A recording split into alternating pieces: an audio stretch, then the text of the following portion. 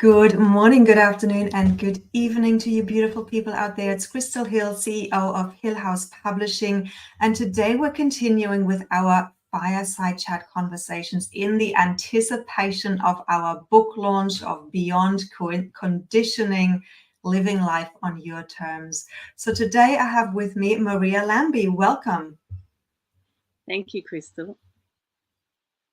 So Maria, I'm curious if you could tell everyone a little bit about who you are and why you've joined this incredible book. Yeah, thank you. I like to see myself as a compassionate leader. I've been a leader in the corporate world for some time now, for more than a couple of decades, and I'm enjoying an indefinite break from that at the moment, and it's allowed me time to focus more on my spiritual practice and my spiritual offerings, which I'm excited to be expanding on, including this amazing multi-author book. And yeah, I'm a meditation and circle facilitator. I've been hosting in-person soul space circles for almost 7 years now in Sydney, and looking to extend those to the global community. I'm a meditation teacher on the app Insight Timer, and I've been involved in quite a few community organisation groups, and doing some volunteering, including for Lifeline Australia, crisis support and suicide prevention. So it's a bit of a mixed bag, and very excited to have this opportunity to be one of the 8 co-authors in this amazing book. That's fantastic. Thank you for sharing that. So if people are curious, can you give them like a sneak peek into what you are sharing in your chapter and what they might be learning from you in the book? Yeah, sure. It's really about daring to be seen. So it's all about visibility and invisibility as well, and acknowledging that, in each moment we have the choice whether to be seen or not to be seen, to show or not show certain aspects of ourselves. And that all starts with knowing the different aspects of ourselves, and in allowing yourself to be unashamedly who you are. So, and that's where the beyond conditioning part of it comes into play as well. Yeah, exactly, right. Because if we don't know who we are, we fall into automatic behavior patterns, and we don't recognize and realize that we have a choice.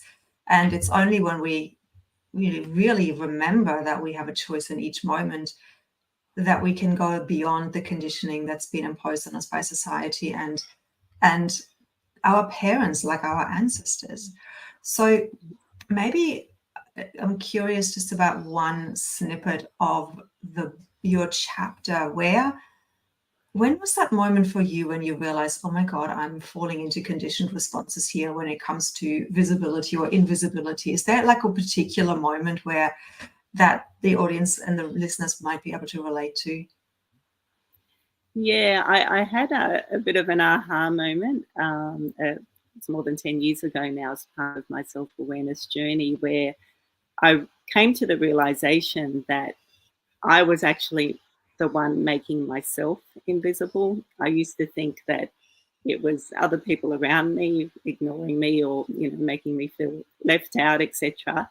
And yeah, relating it to the conditioning that I had with my upbringing, I formed a belief that I needed to be the quiet one, to sort of be in hiding and not show myself, because it made me feel safe. So it was kind of like a protective shield for me. And when I had that aha moment, I realized that it was me all along, and that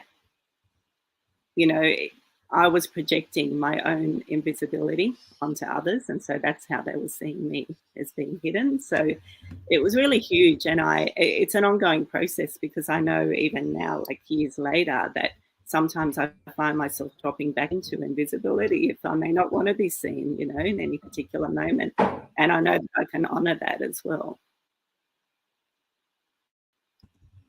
Yeah, it's such an interesting one. It's like what we project out into the world is what we receive back. I observe that actually in my teenage son at the moment. Sometimes when he's feeling withdrawn and uncertain, that's what the world reflects back to him, that isolation. But then the minute he shifts his energy and he goes out, then people come to him. So it's a fascinating awareness and insight to share with everyone that really our energy and what we project out is what we receive back. So to become really mindful and choose our energy, I think is a mini takeaway that we can give you. And there are so many more takeaways in this book, where you will recognize yourself in the stories of the authors. So we are launching April 4th. The details are streaming across the screen there for you. April 4th in the US and April 5th in Europe and Australia. The link is there, so go there on launch day. Look out on social media, and if you're on our newsletters, you will get the links. And be inspired to move beyond your own conditioning to really become who you truly are, because that is what we're all here to impart and to inspire. Thank you so much for being here, Maria. Thank you for listening.